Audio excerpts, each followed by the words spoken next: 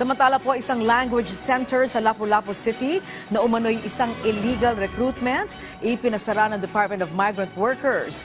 DMW muling nagpaalala sa ating mga kababayan na nais magtrabaho abroad na suriing mabuti ang mga magiging transaksyon.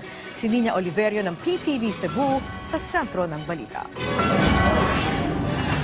Isinara ng Department of Migrant Workers o DMW ang isang language center sa Lapu-Lapu City matapos itong nagpositibo sa illegal recruitment.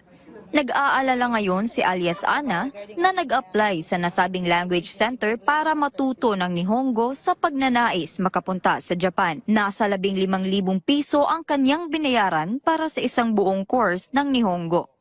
Actually, na-concern ko like, because nabi certificate and kailangan ka mo present ang certificate sa like, sa employer ba na like, take check classes and then like, I don't think I can get it pa. Enero ngayong taon nang magbukas ang learning center sa Barangay Paho sa Lapu-Lapu City. Ayon kay Attorney Eric Dolete, Director ng Operations and Surveillance Division ng DMW, modus umano ng learning center na mangako sa mga aplikante nito ng trabaho sa Japan.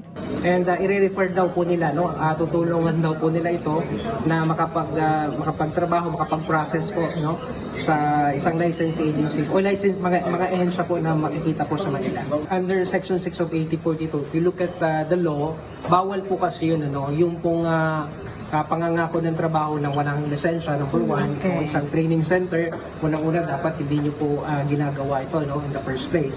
At pangalawa po, bawal din po yung pagbibigay ng assistance or referral po na tinatawag natin, ano, and in guise of training center. Siniguro naman ng DMW na patuloy ang kanilang surveillance sa pag-track ng mga illegal recruitment upang maprotektahan ang mga nais makipagsapalaran sa ibang bansa.